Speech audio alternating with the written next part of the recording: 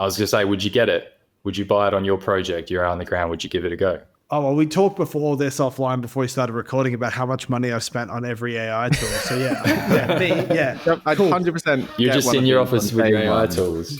Yeah, one of these on day one immediately just to search and query and then extract information. I don't know how you can function without that now.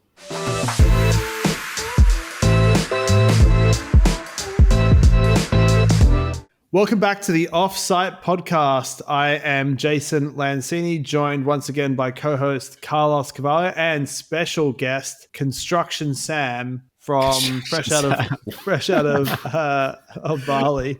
This wasn't in the notes. Sam, the lesser known TV series. Yeah.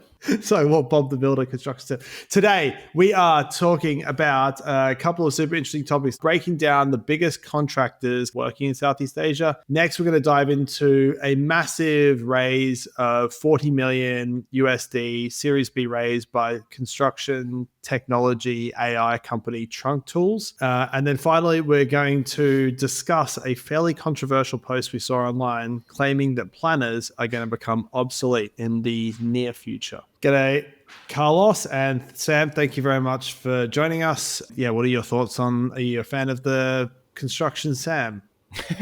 There's going to be an AI picture made almost immediately after this episode. And then knowing Jason, it'll have Bali reference or something and a hard hat and just relaxing. Sure. It'll be you on a cabana chair, relaxing, getting laundry delivered. That is what he does all day, every day, right? I do feel like someone comes with my laundry every time we get on a call, Carlos, but... Yeah. For context for anyone listening, Sam used to live in Australia. He now lives in Bali. I think they might have got that from just in case it wasn't clear. I think it's when people say living the dream, I think that's the origin of, you think like origin of the phrase. Yeah. That's the origin of the phrase. That's pretty good. Nice. Well, thank you very much for taking the time on your, where you could be doing so many other things in your evening. The choices are endless. Thanks for joining for the combo. I guess for those who don't know, the Southeast Asian construction market is, I think, slept on a lot. It's roughly about 500 billion a year and growing at about 6% a year.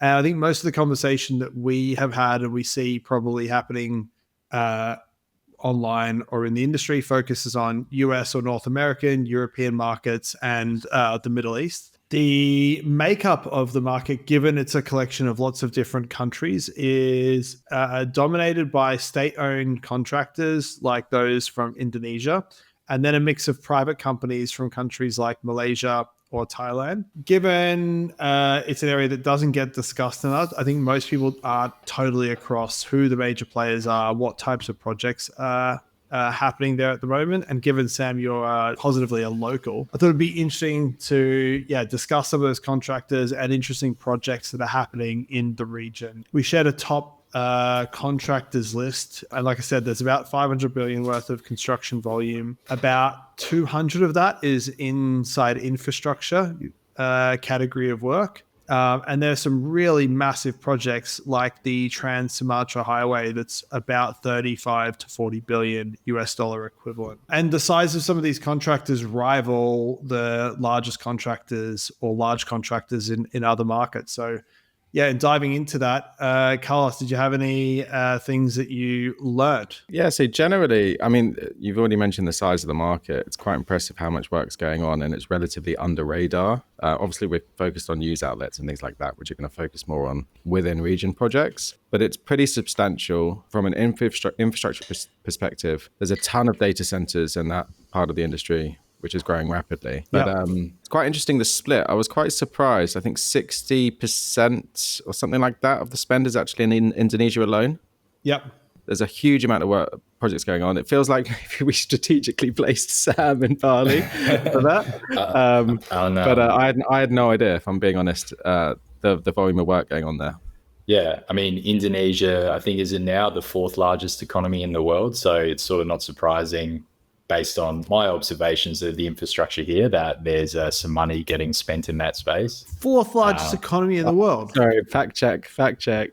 Go for it. The population always catches people. I think it's like it's approaching 300 million in terms of population. It's a massive population center. Yeah, 300 million. But yeah, no, Sam, to your point, like I think people do underestimate the size of at least the region and country by population. Must be a 16. So good fact check. Maybe it was a projected in the future or a population. I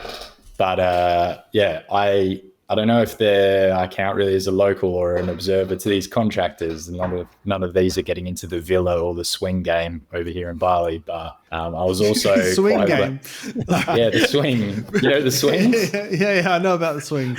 I'm probably not blown away. It sort of reinforced how many were state-owned. It feels like a lot of the companies like doing these big projects are like ex-state-owned or some involvement there. Yeah. Also, the other thing that blew me away was the size of the contracts, because we looked at a local list and then an international list. It felt like the same mix of international players, but the contract values really dropped off for the local players. Do you think it's a capability thing, or is it the clients that are dealing with those large contractors? Are you saying that looking at the construction volume by contractor favored international contractors versus local? Yeah, it looked that way to me. Which, in some ways is not different to what we'd kind of see in other markets. Like if you look at Australia, I think if we'd done that breakdown, you probably get to similar results. I think it was nice to see the actual mix. So there are quite a few local contractors doing very well, which is good.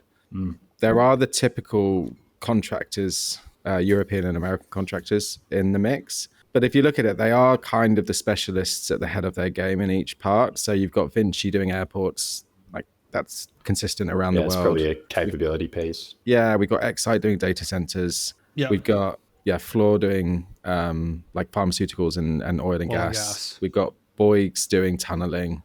We've got Hochtief doing tunneling. So it does feel like the major players in the game are in there doing the thing that they do best. But it's good to see that you haven't got Western contractors doing not their typical projects, which means they're just winning everything and beating out the local competition. So it feels like it's quite a reasonable placement of these organizations. Yeah, there's definitely some sizable local contractors in the region. Like obviously Gamuda is a very, very large player in the space. I know a little bit about it, and we've seen them make large investments into the Australian market. Sam, you probably know even more about the Gamuda business. Yeah, I think it's probably the most recognizable for any of the Australian construction cohort. With Gamuda's probably been 5+ years in Australia now. And of the list, I think they're the only Southeast Asian contractor working in the Australian market. So sort of stands out why their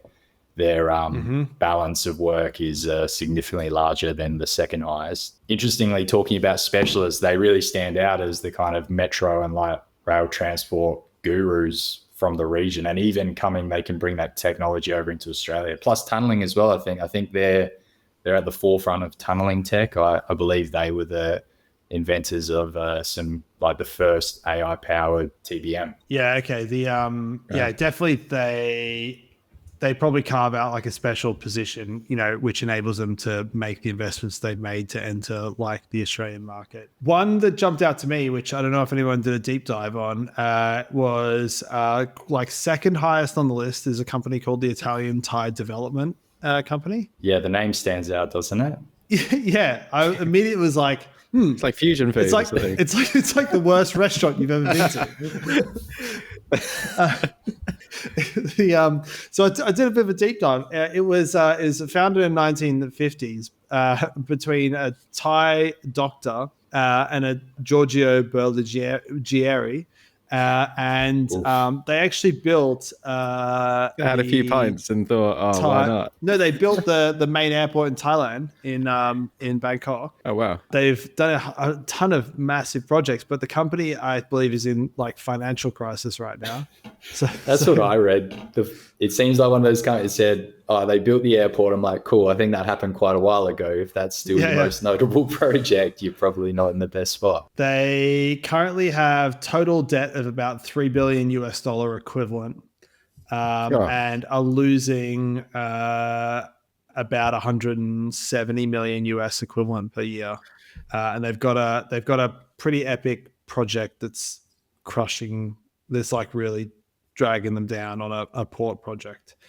They have 20,000 employees that are allegedly awaiting salary payments. Yeah, I'm pretty sure, I'm trying to fact check myself right now, that they had a skyscraper that they built which collapsed as well. So you can imagine the knock-on effect commercially from that. I had that detailed somewhere. So not a good restaurant, and maybe not also the best. And were they number 2 on the list? I think they were number 2 on the list. Let me just go. I'll do it. It's a bit of a gap. Maybe that answers your initial question, Carlos, about why the international contractors have got so much work. Yeah. In better news, did you see that Penang light rail project that's going in? That's just starting with Gamuda. No. I think it's probably their biggest one on the go at the moment. First light rail system in Penang, 21 stations, 29-kilometer viaduct, and they're going to build it in 6 years. How much do you reckon that would cost you? 30K viaduct with 21 stations. I tried to do some similar math on some projects, like looking at the volume. If you looked at like relative labor or material costs, and you looked at like a company doing 4 billion US equivalent, like Gamuda it might be doing, and do actual volume of construction work, it probably amplifies to something a lot higher equivalent. I don't even know. Yeah. They've got cost, and it's got as well, there's a huge bridge they're going to build over the strait just outside the city. It's under 3 billion quid, 6-year project, which is incredible. First metro line in Penang as well, which you think it's like quite a well-known tourist center. So putting 21 stations in there will be pretty massive for the city. Presumably there's only lines in Kuala Lumpur at the moment. Yeah, I believe so. Having been there 10, 15 years ago, it was already pretty chock-a-block with scooters. So chock-a-block in translation in non-Australian slang just means like really jammed full of scooters. I think that's a global phrase, that one. Is it? Yeah. I never know. Yeah, interesting market, very large, somewhat fragmented. But yeah, interesting takeaway that like some of the big international specialist contractors have also been successful entering and sustaining in those markets. Like I think Bouygues has been there for a very long time, along with some of the other contractors. Yeah. All right, moving on to technology news. So construction AI startup Trunk Tools raised $40 million USD in a Series B funding round, bringing total funding to $70 million. They reportedly showed 5x revenue growth in 6 months. For those that don't know, they have built a RAG platform. Double clicking on what that means, it's a AI technique that allows you to, you can think of it as AI and search in combination. So it's called retrieval augmented generation. You can think of it as like searching over a bunch of things and then understanding it in being able to respond. That connects construction documents, drawings, specs, RFIs, schedules, submittals, enabling natural language queries and questions to be asked of those documents. This is a massive raise and representing an investment that investors are making, that this is going to be a $1 billion+ valued company, because that must represent a valuation of probably 200 to 400, somewhere in the probably 250 to 500 million valuation would be my ballpark guess. Something that we've spoken about on the podcast before. Yeah, what do you think this means for AI in construction, technology and construction generally, Carlos? And what do you think of the progress from the Trunk Tools team? Yeah, it's we had a similar conversation a few months back with Document Crunch. So the ability to search, review, extract information at lightning pace and use that information. It's definitely like a space that I think we can all agree is a very useful thing. And we used to burn a lot of hours looking for information. And I think there was a stat I found, which is 30 to 40% of time in construction is just looking for information. Yeah. which is huge. The interesting one with this is it's not like a bit of UI on another model. They've actually built the model. So I think the thing I'm intrigued about is how strong it actually is and what it does more than just sort of retrieving information and maybe sort of suggesting prompts on what to do next or what to send or what to action. Surely using other models, people could just spring up intelligent search type applications pretty quickly. And they've obviously invested a ton of money doing everything from first principles or from scratch. I don't know that they actually have built an underlying first principles foundation model. A very quick search suggests that they have. I think what they might be referring to is that they built the model of like connecting a bunch of these pieces. One of us will get fact checked correctly for sure. Is it a model where they're like, are they learning about, as you go, are they learning about your business and project? Is that it? Do you know if it's pulling that data in, like as it's reading about your project, is it creating a model of your project? So if we think about and for those that don't know much about trunk tools, if you think about what if you to try and visualize what the product is and the platform is doing, construction is typically structured in a way where there are all of these different processes or areas. Like you can imagine you've got an RFI, which is kind of related to a specification because it's asking a question maybe about a specification, but it's not directly related.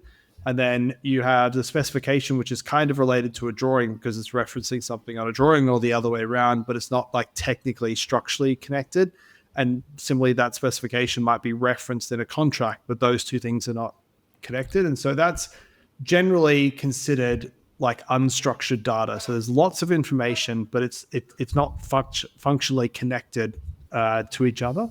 On top of that information that is unstructured in all of these different silos actually lives often in different technical systems. So a bunch of it might live in Procore, some of them might live in a P6 schedule, some of them might live in SharePoint. So you end up with like underlying data that is unstructured and kind of disconnected, living in systems that are totally isolated from each other, which I think drives the underlying problem that you highlighted, Carlos, which is how much time construction teams spend looking for information, and something that we've all probably experienced on projects, and just the utility of finding stuff, the needle in the haystack on its own is probably like immediately appealing. Then if we like think about the platform, the idea is that you connect all of those systems that the information is stored into this product. It's organizing that information and vectorizing it.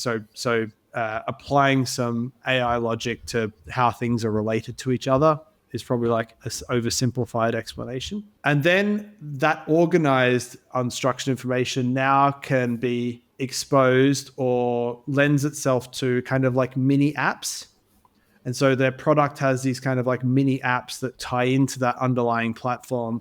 They call them Trunk Submittal, which is a little app that does submittal review, or Trunk Text, which is like a chatbot that's aware of that information. Yeah, and Perform and others. Yeah. So it's like this underlying. There's like a couple of these layers. There's the connectors to all of these tools. There's the organizing of all that information that they're ingesting, and then there's the exposing of these mini apps. And so I think that model. Well, it's very interesting from a technology perspective because once you've got all the information organized, you can expose these very specific use case apps on the end, which is a very interesting model, and not something that pre-AI companies do a ton of. Usually those mini apps are like totally isolated from each other. If you go to like the Bentley 140 products, not talking to each other problem.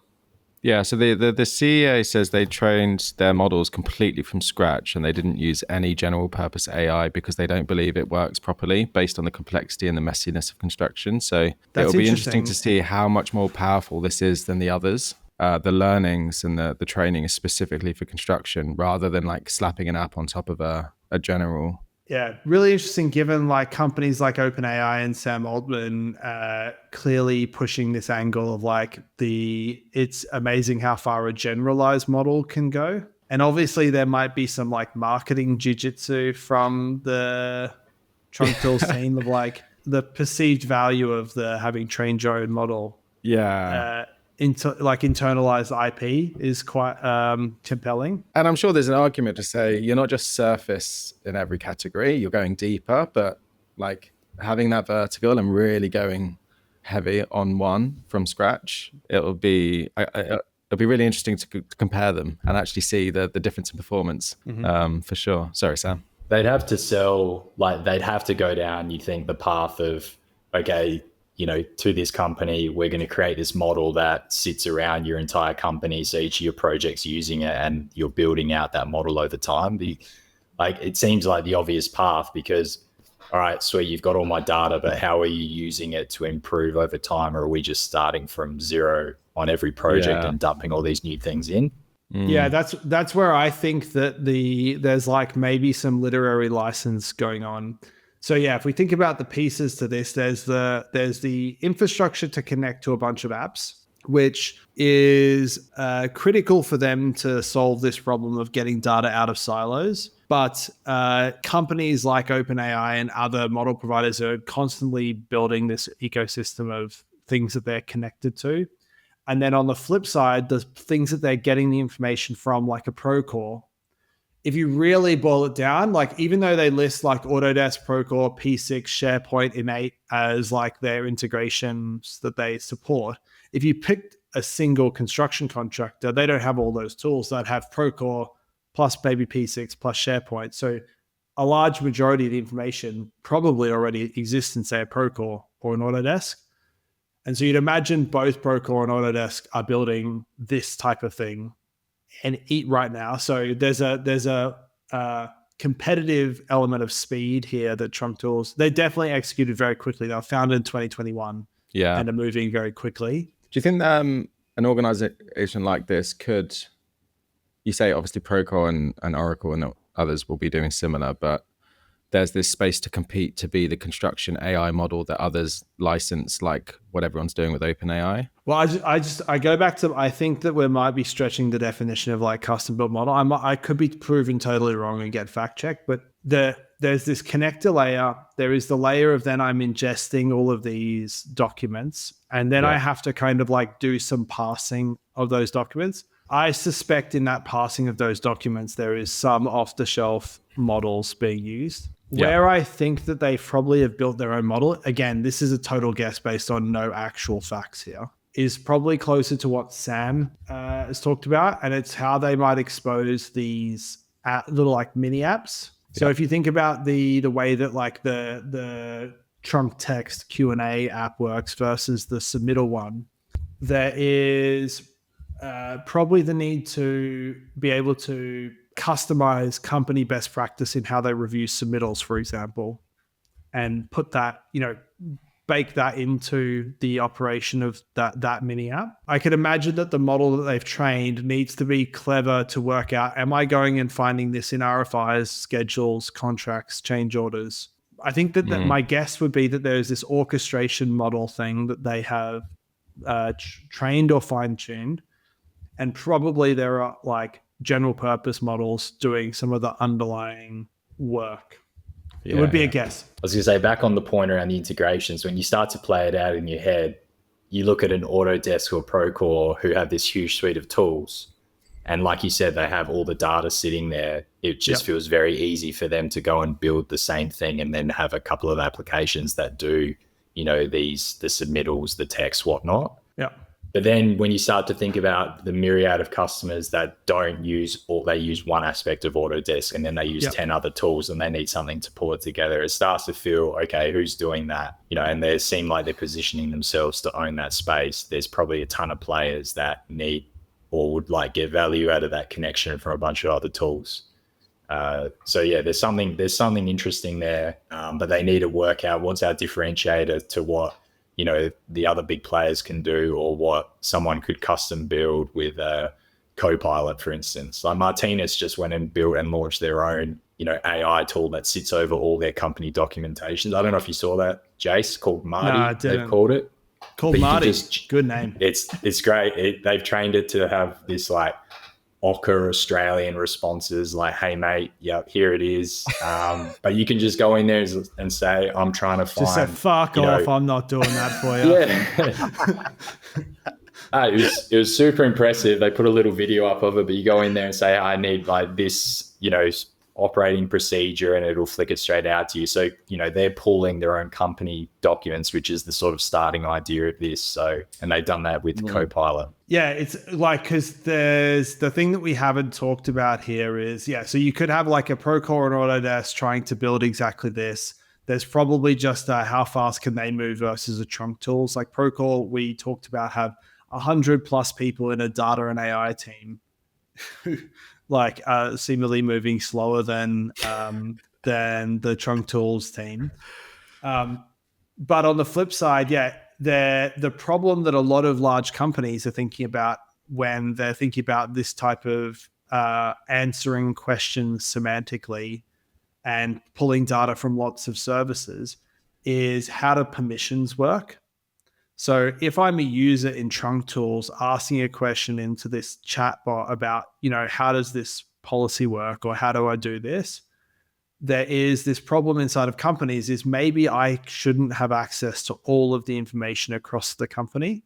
Maybe I shouldn't be able to search what's Carlos's employment contract, for example, but other people should be able to search it. Or even a supply chain accessing works information of others and things like that. Yeah. And so the benefit that like a Procore has is I'm imagining part of why they're slower is that they're building in this like permissioning problem, which is Microsoft have had the same problem. Like they've been moving slower with their equivalent of this, because Microsoft are building this on top of SharePoint for sure. And the hard problem to solve is this permissioning, like the question that you ask being bounded to your permission set. And so I would be very surprised if that is inherent in the data coming across, or that you may have to be configuring this again in Trunk Tools, which does give advantage back to a Procore, for example, where you're already a user bounded to some scope of this project and this other project, or certain roles on there. Does it become really difficult too, where if we think about the actual end users on site, like using these prompts, chats, or applications, there becomes this gray area of overlap with the actual tools that are running the job? And well, yeah, certainly. Yeah. Like I don't know how, unless they like go backwards and actually action things in other applications, you end up in I was working in this application and it looks like I've achieved some actions or provided some information or done X, but actually the actual apps that are running the job are empty and unused. I think that there's these two schools of thought that kind of happen here, where there's an argument that says the underlying apps become superseded by the chat style interface or the AI interface. Then they have to nail UX like big time, and then get really. Yeah. And then they need a way to action back in those things. So at the moment, in many of these cases, what Trunk Tools is doing is connecting to, say, Procore and consuming all of the content from Procore, organizing all of that. And then like when you ask a question into many of the in trunk text, they're often not going and getting Procore data on the fly. They've already pre-processed that data, which I'm unsure on an integration by integration basis, but on many of those scenarios, then it might be very difficult you can't take an action back in the underlying tool. Now, they probably do this in some at the moment and are working on it across all of them. But yeah, until you can action back in the tool, I don't think the underlying system becomes redundant. Yeah. But the control around the action that you're taking in the underlying tool is also a big scary thing for companies. Like an agent can now go and delete a bunch of data or replace a bunch of data. So there's like, they've got very far quickly. There's probably some like chunky problems around permissions and then starting to write stuff that is ahead. I was going to say, would you get it? Would you buy it on your project? You're out on the ground. Would you give it a go? Oh, well, we talked before this offline before we started recording about how much money I've spent on every AI tool. So yeah. I'd 100%. You're just in your office with your AI tools. Yeah, one of these on day one immediately just to search and query and then extract information. I don't know how you can function without that now. Yeah, I'd be interested in people's thoughts on like this versus document crunch, because I think while they both started maybe from slightly different spots, it's pretty clear from the direction of travel of the document crunch team and the Trunk Tools team, where Trunk Tools have started with just give us all of this information and we'll start with retrieving and finding stuff. And document crunch has started maybe on a subset of the information, and have probably been deeper into the workflow of what you might want to do with that, like reviewing and stuff. What would be your prediction about how that kind of those two peers proceed over time? I think document crunch, if we think about, well, we'll just think about UK market and major schemes. I think it's probably the easiest sell because it feels like a slightly more closed, we're specifically trying to do these 5 to 10 things well, particularly from a commercial point of view, and formal communication and notices and things like that. So I feel like that's an easier one to get your head around and sort of invest in for a specific use case. Whereas I think this is so broad, I'd be like, fuck, how much are we changing? And the culture of like how we run a project and the amount of checks and balances we'll need, because it's so broad, none of it's sort of tried, tested, and defined. So I think there's an element of, is it too big to really sort of focus on until others have proven it works? Mm-hmm. Whereas document crunch feels a bit more like you're buying this service for this. We happen to be doing AI in the background with your documentation. The architecture of it definitely feels more like the utopian idea of, okay, like this is where we'd love it to get to, like connect all these data points together and just have this sort of hive mind on the project that we can pull things from. But I agree, like the process of pulling that out and then connecting it to everything for every customer, it feels like a big problem to get past and start getting down into the permissions, who can see what and where. On the flip side, though, I'm kind of the opinion whoever has the most data and has got the means to build the tools and is tapped into the pain is going to win. So, if they're going to go and connect to everything and they've got the right team who's really looking at, okay, like what can we do? And $40 million bucks. Yeah, 40 million helps. But yeah, they've got the data, like it's in front of them. If they can get it right, I think the utopian idea is the better idea. Whether or not it lands, it's sort of up to them if they can build the tools right and the user experience is good. It's like there's an execution part to this, which is like, it does feel like the safest bet would be focusing on a tighter set of use cases, because I think the big unlock here is being able to action things off the back of the insight and go and do that. And then you start having an agent that can go and do some of these things for you and say, here's the 5 things I'm about to do. You tick them, it goes and does. Like the deeper you go, I think there's a lot of massive value unlock. And having a tighter set of use cases means you probably get further down that path, on a risk adjusted basis.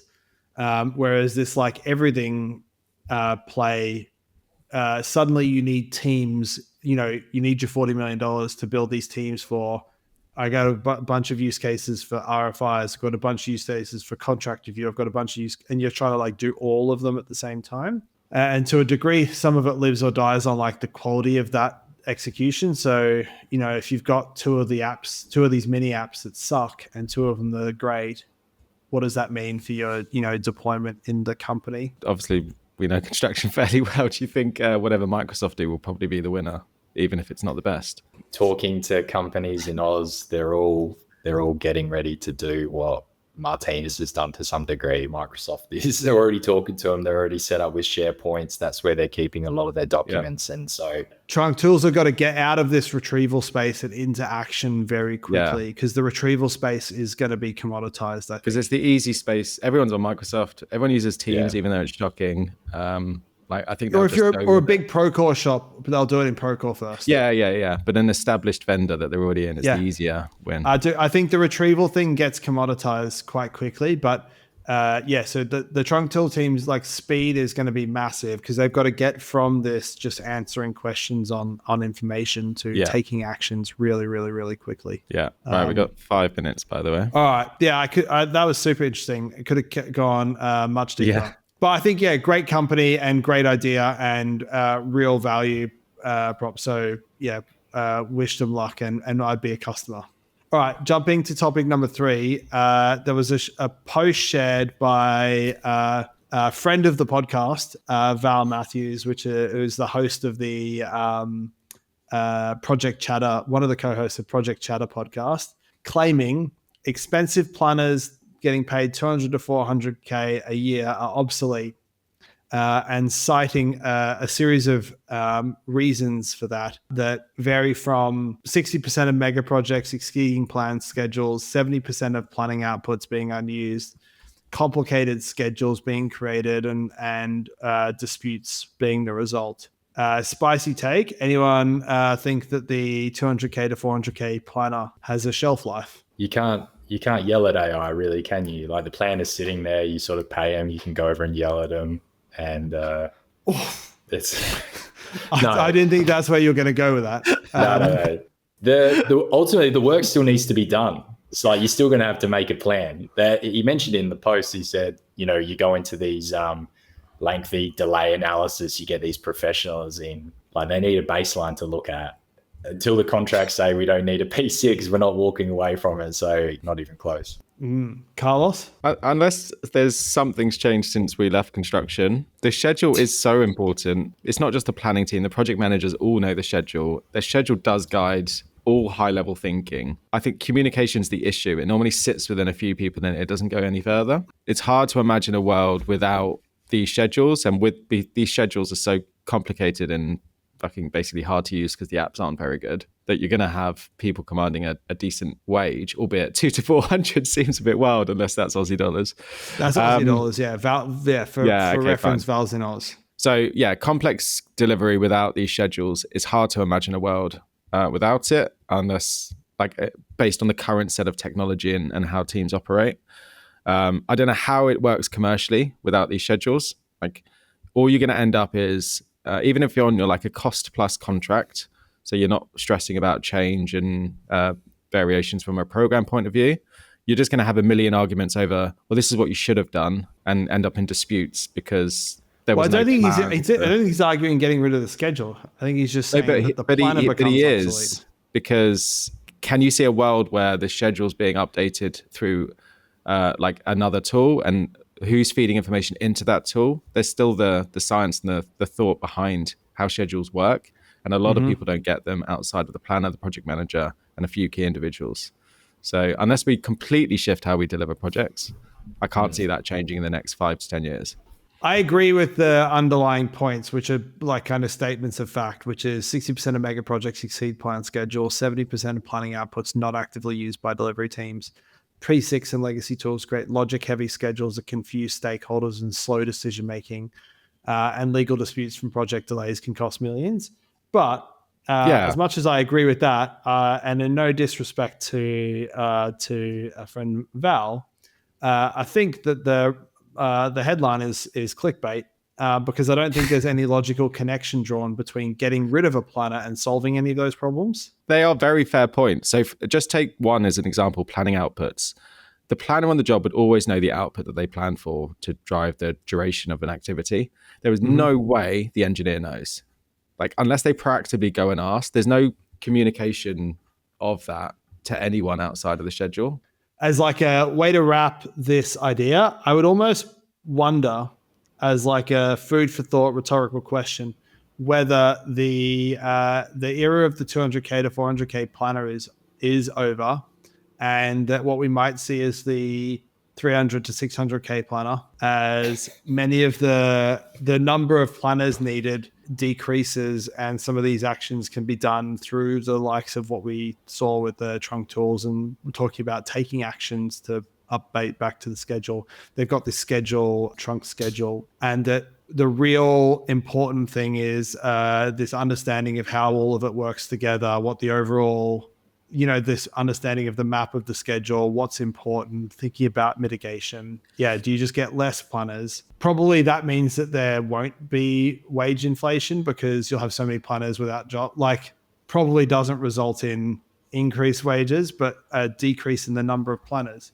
Actually, I think I've now just agreed with Val. Because if you just reduce the amount of planners that you need on a project, then you're going to get through supply and demand a reduction in salaries.